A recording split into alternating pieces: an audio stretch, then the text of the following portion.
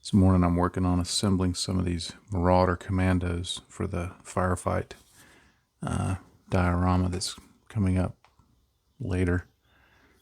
But as is often the case, what I'm going to be doing on screen and what I'm going to be talking about will be two different things.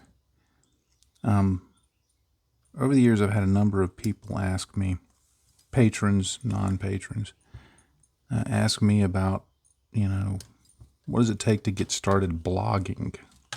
Blogging with a B, not a V. Essentially writing about modeling, or I guess whatever you want to write about.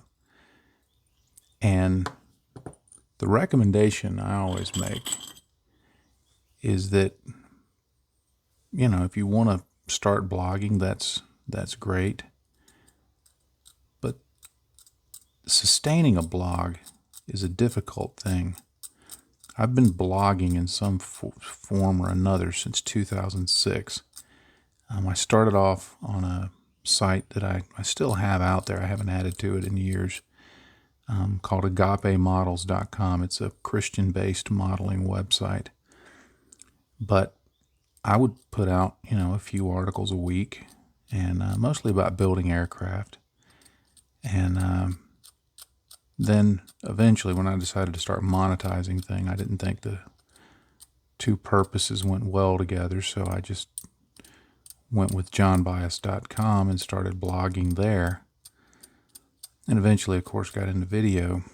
But last count, between the Agape models and my own johnbias.com and some stuff I had done previously many, many years ago about technology, before I got into modeling in 2006, I did some blogging about technology, mostly around the Linux operating system, which at the time I was using, this would have been 2002, 2003, very early.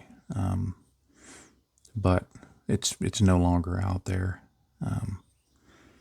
It was just mostly inane rants. But anyway, the thing about having a successful blog is keeping it up. And I don't think people often think about, when they start, considering, do they want to do a blog, the sustainability of it.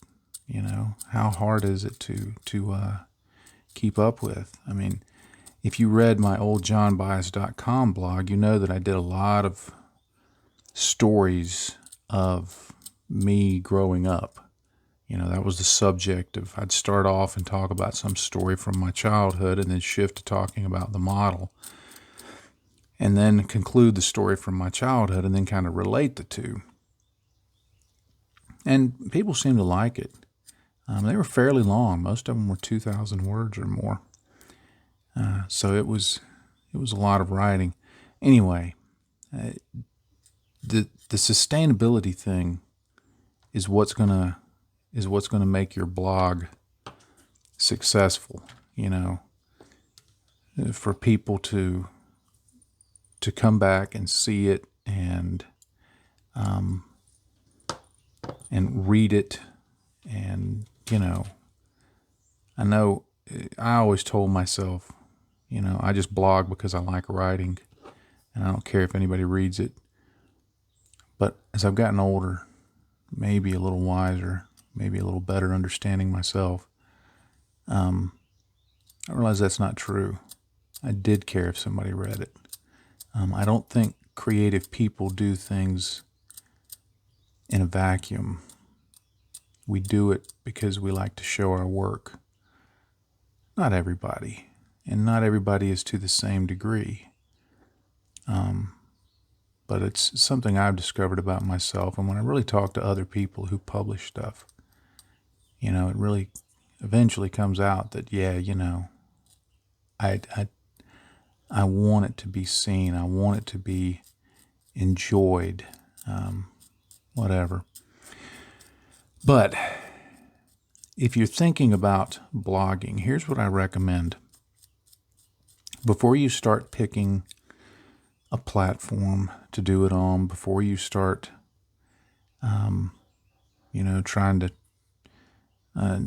do all those things to get on and, make an announcement and what this blog is about and all that, before you do any of that, just write. Open up Google Docs, Microsoft Word, WordPad, heck, even Notepad. And just write. And pick a frequency. If you're going to write, if you're thinking you want to write every once a week, then for about 6 to 8 weeks, write. Pick a target, 1,000 words, 1,500 words, 2,000 words, whatever. Pick a target that you think you can sustain and go with that. And that's going to tell you fairly quickly how much you really want to blog, because for the most part, if you do it for, say, 8 weeks straight, and you begin to look forward to it, and it's something that you do with anticipation, then you're probably going to be okay to blog. Now, you may find that, you thought, I could do this once a week, and you start doing it once a week and it doesn't work, but then you settle into, okay, every other week works. You may find after 6 weeks, I had one friend that he asked me this question, and I gave him basically this answer, and several months later, I remembered it, and I said, hey, how'd that go? He said, I wrote a blog for 3 weeks in Microsoft Word like you suggested. I got sick of it. Said, I realized that wasn't for me. The other thing I would recommend is, in addition to writing for several weeks, I'd also recommend as you work, take photos. Take photos of everything. Take more photos than you're going to need. Take clear photos. Take well-lit photos. Take photos that have some kind of neutral background. I've seen some guys that do blogs, and they set their models on a dimly lit table in their kitchen and take a photo from 4 feet away that's blurry and, put it up and then want to talk about the work. Most of our camera phones, most of the cameras on our phones are going to take fairly good photos.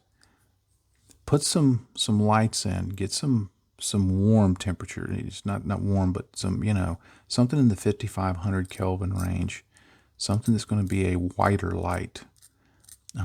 Take the photos. Don't worry about initially if you can't process them. I do recommend some kind of post-processing in Photoshop or something similar. It's easy to do. But take photos and learn to take clear photos, and learn to take photos that illustrate what it is you're talking about in the blog. Even if you're just talking about, you enjoyed building a model, the photos can tell their own story. They can have, you can focus on particular features of a model, even if you don't write about it in the blog itself. But it's a fun, creative way of doing things.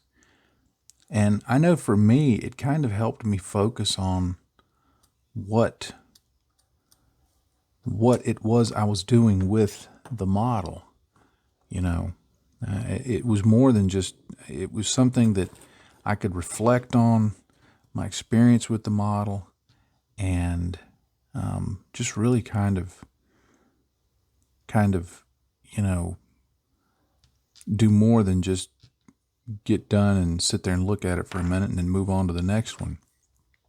And it's also helped me over the years that, somebody would say, how was this model? And I'll think back to it and I'm like, well, I don't even remember building the model. But I'll go back and look at my blog and then it'll kind of jar my memory and I'll go, oh yeah, okay. And I can tell them, what I thought of it. Or sometimes I just point them at the blog and say, here, go read this. It tells you what I thought of it. So there's always that. But the idea of blogging is it's always been fun for me, and I don't do it as much anymore simply because I started running out of stories and ideas and things, especially when you're wanting to do stories that are based on your youth. I mean, I had plenty of them, but it became difficult to come up with something to tie it in with a model and really, have something compelling, or what I thought was hopefully compelling, to read. And so I kind of moved away from blogging and got into video, which is its own beast, of course. But if you're thinking about blogging, give that a try first. Just write for 6 or 8 weeks. If you can sustain that and you look forward to it, you'll probably do fine with a blog. If not, it may not be the additional hobby outlet you're looking for.